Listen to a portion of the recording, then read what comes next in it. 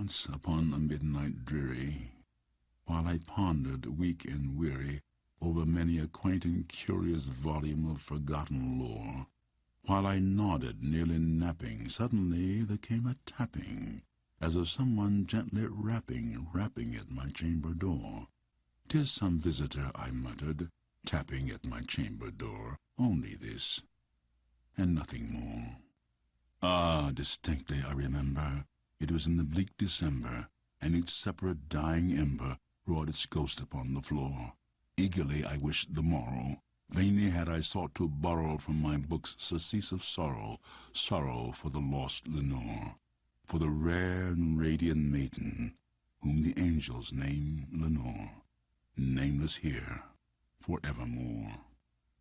And the silken, sad, uncertain rustling of each purple curtain thrilled me, filled me with fantastic terrors never felt before, so that now, to still the beating of my heart, I stood repeating, "'Tis some visitor entreating entrance at my chamber door, some late visitor entreating entrance at my chamber door. This it is, and nothing more."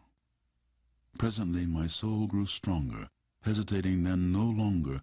"Sir," said I, "or madam, truly, your forgiveness I implore, but the fact is I was napping, and so gently you came rapping, and so faintly you came tapping, tapping at my chamber door, that I scarce was sure I heard you."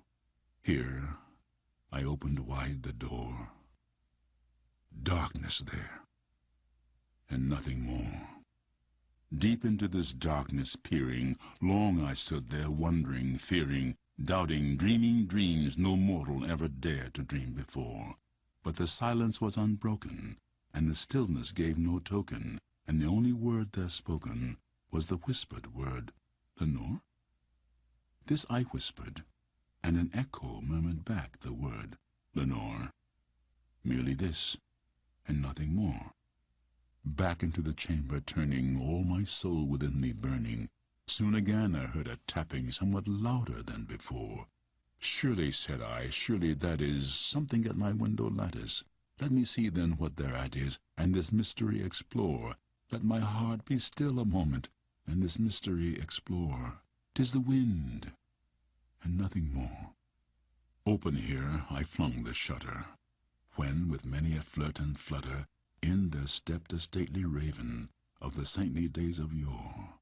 Not the least obeisance made he, not a minute stopped or stayed he, but with mien of lord or lady perched above my chamber door, perched upon the bust of Pallas just above my chamber door, perched and sat, and nothing more. Then this ebony bird beguiling my sad fancy into smiling by the grave and stern decorum of the countenance it wore. "Though thy crest be shorn and shaven, thou," I said, "art sure no craven. Ghastly, grim, and ancient raven, wandering from the nightly shore, tell me what thy lordly name is on the night's Plutonian shore." Quoth the raven, "Nevermore." Much I marveled at this ungainly fowl to hear discourse so plainly, though its answer little meaning, little relevancy bore. For we cannot help agreeing that no living human being ever yet was blessed with seeing bird above his chamber door, bird or beast upon the sculptured bust above his chamber door, with such a name as Nevermore. But the raven sitting lonely on the placid bust spoke only that one word, as if his soul in that one word he did outpour. Nothing further than he uttered, not a feather than he fluttered, till I scarcely more than muttered, "Other friends have flown before. On the morrow he will leave me, as my hopes have flown before." Then the bird said, "Nevermore." Startled by the stillness broken by reply so aptly spoken, "Doubtless," said I, "what it utters is its only stock and store, caught from some unhappy master, whom unmerciful disaster followed fast and followed faster, till his songs one burden bore, to the dirges of his hope that melancholy burden bore, of never, nevermore." But the raven still beguiling my sad fancy into smiling, straight I wheel a cushioned seat in front of bird and bust and door.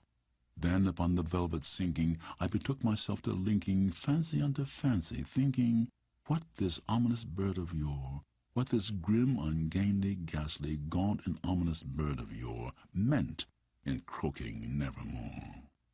This I sat engaged in guessing, but no syllable expressing to the fowl whose fiery eyes now burned into my bosom's core. This and more I sat divining, with my head at ease reclining on the cushion's velvet lining, that the lamplight gloated o'er, but whose velvet violet lining with the lamplight gloating o'er she shall press, nevermore. Then methought the air grew denser, perfumed from some unseen censer, swung by seraphim whose footfalls tinkled on the tufted floor. Wretch, I cried, thy God hath lent thee, by these angels he hath sent thee, respite, and nepenthe from thy memories of Lenore. Quaff, oh quaff this kind nepenthe, and forget this lost Lenore. Quoth the raven, nevermore. Prophet, said I, thing of evil, prophet still if bird or devil, whether tempter sent or whether tempest tossed thee here or shore. Desolate yet all undaunted on this desert land enchanted, on this home by horror haunted, tell me truly, I implore, is there balm in Gilead? Tell me, I implore. Quoth the raven, nevermore.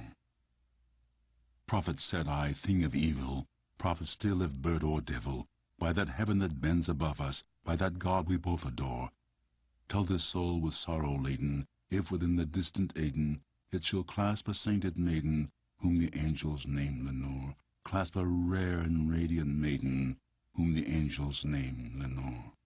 Quoth the raven, nevermore. Be that word our sign of parting, bird or fiend, I shrieked upstarting. Get thee back into the tempest and the night's Plutonian shore. Leave no black plume as a token of that lie thy soul hath spoken. Leave my loneliness unbroken. Quit the bust above my door. Take thy beak from out my heart, and take thy form from off my door. Quoth the raven, nevermore. And the raven, never flitting, still is sitting, on the pallid bust of Pallas just above my chamber door, and his eyes have all the seeming of a demon's that is dreaming, and the lamplight o'er him streaming throws his shadow on the floor, and my soul from out that shadow that lies floating on the floor shall be lifted nevermore.